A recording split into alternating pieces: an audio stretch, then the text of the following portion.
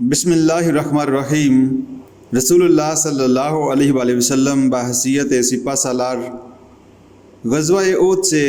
عذاب تک کے واقعات میں سالار دین صلی اللہ علیہ وآلہ وسلم کی حکمت عملی، بدر کے فیصلہ کن معرکہ، حق و باطل کے نتیجہ میں مدینہ منورہ کی نوزائیدہ اسلامی ریاست کی دفاعی و حربی قوت کی جہاں دھاگ بیٹھ گئی، وہاں اسلام کے دشمن گروہوں کے دل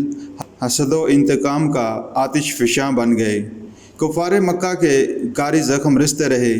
یہودیوں کے دل بھی حسد سے پھٹنے لگے، منافقین مدینہ منورہ کے گھر بھی سازشوں کے اڈے بن گئے، اور جزیرہ عرب کے جاہل بدوؤں کو بھی یہ سب گروہ اپنی سازشوں کے جالوں میں گھسیٹتے رہے، اور یہ طوفان غزوہ احزاب میں عروج پر پہنچ گیا۔ لیکن اس دوران میں سالار دین صلی اللہ علیہ وآلہ وسلم کا طریق عمل سپہ سالاری کا اعلیٰ ترین نمونہ پیش کرتا رہا، جس میں نمبر 1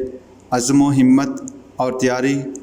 فتح کے نتیجے میں عموماً فاتح ایک قسم کی مغرورانہ لاپرواہی کا شکار ہو جاتا ہے اور مستی و عیش پرستی میں گم ہو جاتا ہے، مگر اللہ تعالیٰ کے سچے رسول صلی اللہ علیہ وآلہ وسلم کا معاملہ اس کے برعکس تھا۔ بدر کے بعد ہی آپ صلی اللہ علیہ وآلہ وسلم نے اللہ تعالیٰ کے بھروسے پر آئندہ معرکے کی تیاری شروع کر دی تھی۔ اس کے نتیجے میں 300 کے لشکر مجاہدین کی تعداد ایک سال کے اندر دگنی سے بھی زیادہ ہو گئی، اور ساز و سامان بھی پہلے سے بہت بہتر تھا۔ آپ صلی اللہ علیہ وآلہ وسلم احد کے بجائے مدینہ منورہ میں قلعہ بند ہو کر دشمنوں کا مقابلہ کرنا چاہتے تھے، مگر بعض صحابہ اکرام رضی اللہ تعالیٰ عنہ کے اصرار پر جب آپ مسلح ہو کر گھر سے نکلے تو صحابہ اکرام رضی اللہ تعالیٰ عنہ کو خیال آیا کہ ہم نے حضور صلی اللہ علیہ وآلہ وسلم کی رائے پر عمل کے بجائے اپنی رائے پر اصرار کیا ہے، کہیں یہ گستاخی نہ ہو اور باعث وبال نہ بن جائے۔ اس لیے حضور صلی اللہ علیہ وآلہ وسلم کی رائے کو ترجیح دینے لگے، مگر عزم اور استقلال نبوی صلی اللہ علیہ وآلہ وسلم کا جواب تھا،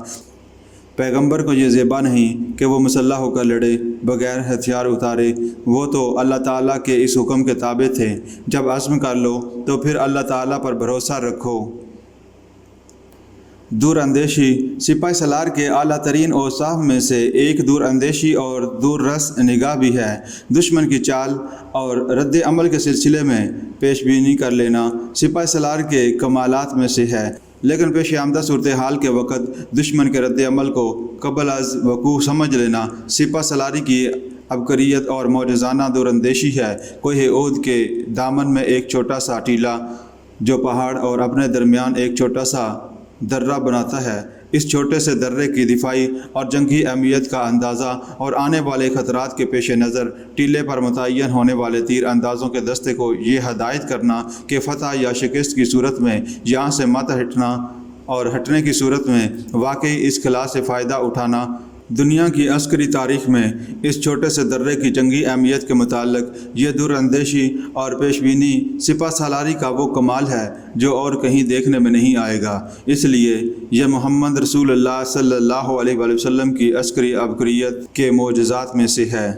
نمبر 3 ثابت قدمی و استقلال، ارادے کی پختگی و مستقل مزاجی، اور ہر خطہ میں زمین کارزار میں ثابت قدمی ایسا وصف ہے جو جرنیل کو نہ صرف یہ کہ اپنے سپاہیوں میں ہر دل عزیز بناتا ہے اور ان کا اعتماد جیتنے میں مدد دیتا ہے، بلکہ میدان جنگ میں اکثر و بیشتر کامیابیاں اسی وصف کی مرہون منت ہوتی ہیں۔ شیر خدا علی مرتضیٰ رضی اللہ تعالیٰ عنہ فرمایا کرتے تھے، جب معرکہ کارزار گرم ہوتا اور بڑے بڑے بہادروں کے پتے پگھلنے لگتے تو میدان جنگ میں رسول اللہ صلی اللہ علیہ وآلہ وسلم سے بڑھ کر ثابت قدم کوئی نہیں ہوتا تھا، بلکہ ہم بھی ایک عزم و استقلال اور ثابت قدمی کے اس کوہ گراں صلی اللہ علیہ وآلہ وسلم کے گرد پناہ ڈھونڈتے تھے۔ اس ثابت قدمی کی ایک عملی مثال آپ صلی اللہ علیہ وآلہ وسلم نے احد کے میدان میں قائم فرمائی، جب زخموں سے لہولہان ہونے کے باوجود آپ صلی اللہ علیہ وآلہ وسلم دشمن کے نرغے میں ڈٹے رہے۔ دوسری مثال غزوہ حنین میں قائم فرمائی، جب سراسیمہ ہو کر پسپا ہونے والے مسلمان مجاہدین کو آپ صلی اللہ علیہ وآلہ وسلم خبردار کرتے ہوئے فرماتے جا رہے تھے کہ میں عبد المطلب کا فرزند ہوں، میں نبی ہوں، اس میں کوئی جھوٹ یا شک نہیں۔ سپاہ کے ساتھ مخلصانہ قلبی لگاؤ۔ سپاہ سالار کی عظمت اور کامیابی اس کی سپاہ کی مرہون منت ہوتی ہے۔ روم و ایران اور دیگر سلطنتوں کی افواج میں سپاہیوں کو اینٹ گارا تصور کیا جاتا تھا اور ضرورت کے مطابق استعمال کر لیا جاتا تھا۔ سپاہ سالاروں کا سپاہیوں سے دور رہنا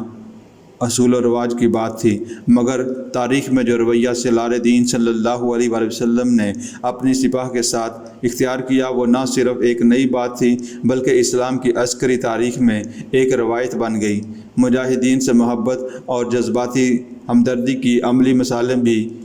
غزوہ احد میں نمایاں تر ہو گئیں۔ شہدائے احد کی تجہیز و تکفین اور نماز جنازہ ادا فرمانے، ان کے سوگوار خاندانوں کے دکھ سکھ میں شریک ہونے اور بعد میں بھی ان کے لیے ہمیشہ دعائیں کرتے رہنے سے جان نثار سپاہیوں سے سالار دین صلی اللہ علیہ وآلہ وسلم کی گہری محبت اور جذبہ ہمدردی کی بلند ترین مثالیں ہمارے سامنے آتی ہیں۔ غداروں اور کھلے دشمنوں پر دھاک بٹھانے کے لیے اقدامات۔ غزوہ احد سے احزاب تک غداروں، منافقوں اور قبائل عرب میں سے محض قریش مکہ کے اکسانے پر اسلام سے دشمنی کرنے والوں کی حیثیت واضح ہو گئی تھی۔ انہیں سزا نہ دینا اور ان پر اسلام کی طاقت اور برتری کی دھاک بٹھانے کے لیے اقدام نہ کرنا، مگر حضور اکرم صلی اللہ علیہ وآلہ وسلم نے یہود و منافقین کو غداری کی سزا دینے پر قبائل عرب پر ہیبت طاری کرنے میں کوئی تاخیر نہ فرمائی۔ آپ صلی اللہ علیہ وآلہ وسلم نے سرایہ ارسال فرمائے،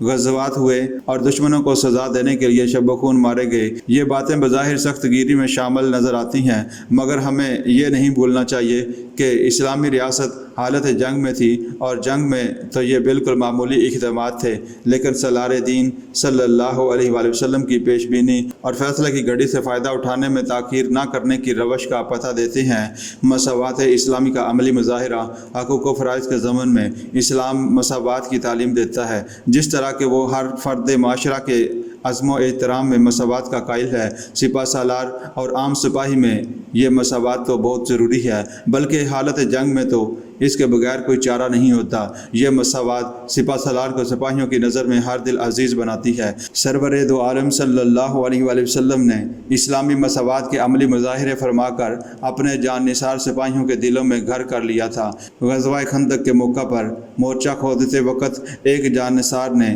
فقر و فاقہ کی شکایت کرتے ہوئے اپنے پیٹ پر بندھے ہوئے پتھر کا ذکر کیا تو سالار دین صلی اللہ علیہ وآلہ وسلم نے اپنے پیٹ پر بندھے ہوئے 2 پتھر دکھا کر اسے مطمئن فرما دیا، اور مساوات کی تعلیم دینے والے کے مساوات پر عملی مظاہرے سے سب کی آنکھیں اشک بار ہو گئیں اور اپنے سپاہ سالار پر اعتماد و ایمان کی دولت و دو چند ہو گئی۔